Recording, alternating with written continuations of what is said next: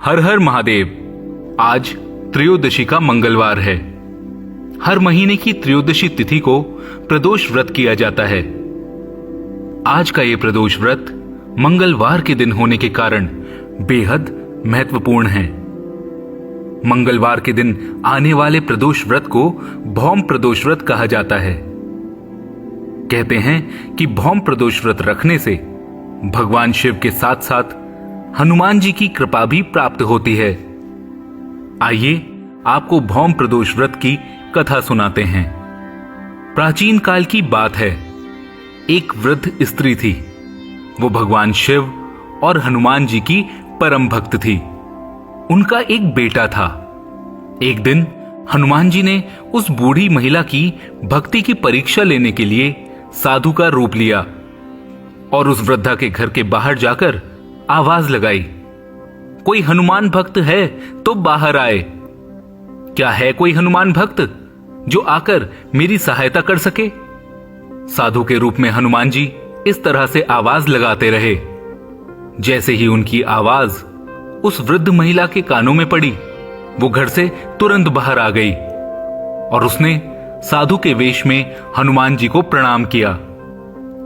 साधु ने उस महिला से कहा, माता, हमें बहुत भूख लगी है, कुछ खाने को दे दो। ये सुनते ही महिला खाना लेने के लिए घर के अंदर जाने लगी। तब साधु महाराज महिला से बोले, रुको, तुम जो भोजन लेने जा रही हो वो हमारे किसी काम का नहीं। हम तो तुम्हारे बेटे की पीठ पर बना हुआ भोजन ही ग्रहण करेंगे।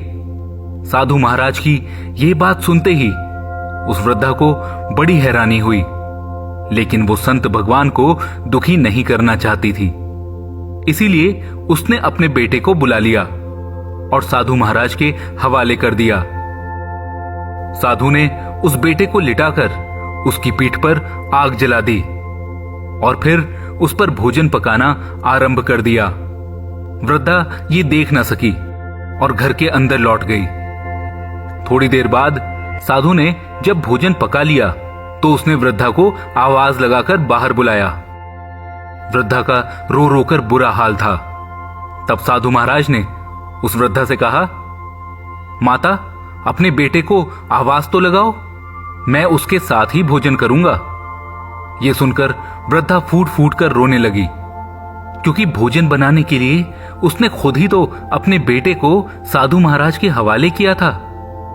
लेकिन फिर भी जब वो साधु बार बार कहने लगे तो वृद्धा ने अपने बेटे को आवाज लगाई और ये क्या, आवाज सुनते ही उसका बेटा जीवित हो गया और उसके पास दौड़कर चला आया।